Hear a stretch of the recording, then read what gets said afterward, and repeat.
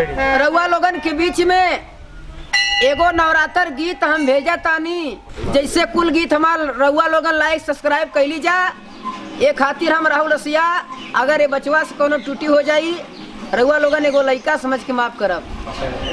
चरण में आइल बानी, चरण में आइल बानी, कई दऊ धार हो महारानी मैया दुर्गा देवी, चलया पार हो महारानी मैया दुर्गा देवी।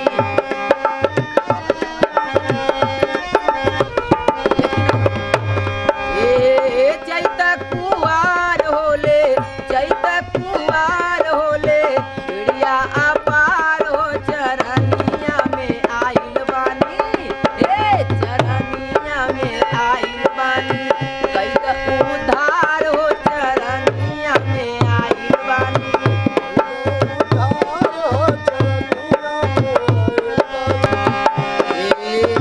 तुहरे चरनिया में बहे ज्ञान धारा, तुहरे चरनिया में बहे ज्ञान धारा,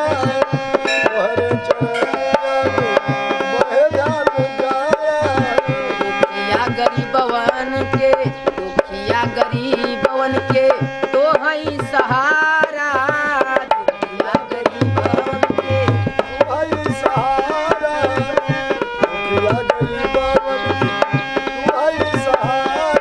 ए बचपन से करी मैया, बचपन से करी मैया, सुमिरन तुहार हो चरनिया में आइल बानी, कई त उधार हो चरनिया में आइल बानी।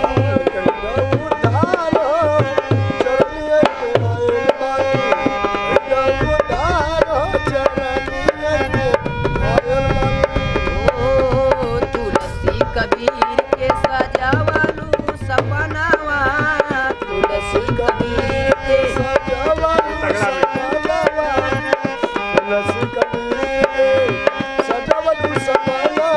ए तुलसी कबीर के सजावलू सपनावा, मूर्ख कवि कालिदास के दिहलू ज्ञानवा।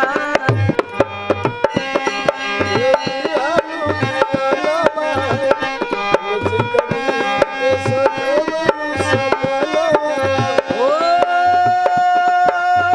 तोहरे चरण में मिले, तोहरे चरण में मिले, सुखवाया पार हो चरनिया में आइल बानी, कई उधार हो चरनिया में आइल बानी।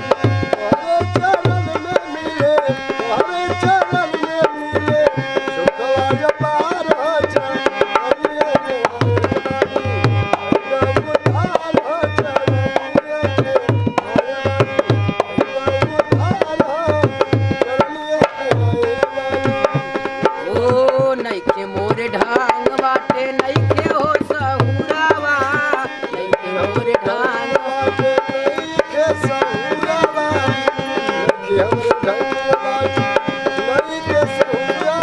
ए तुहरे कृपा से माई भैली माँ सहुरावा,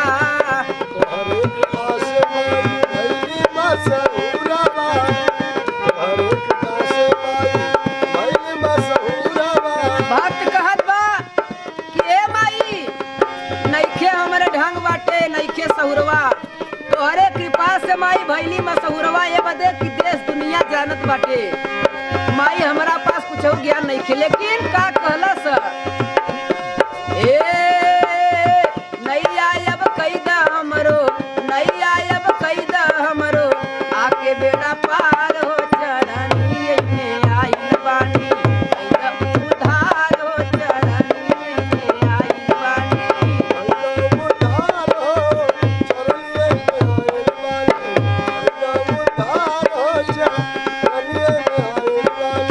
ए रायपुरी में दुर्गा माई मैया महारानी, रायपुरी में दुर्गा माई मैया महारानी, ए गोपीगंज में दुर्गा मैया, गोपीगंज में दुर्गा मैया, ये हो महारानी, गोपीगंज में दुर्गा मैया, ये हो महारानी। वो पूर्वा जरिया माई, वो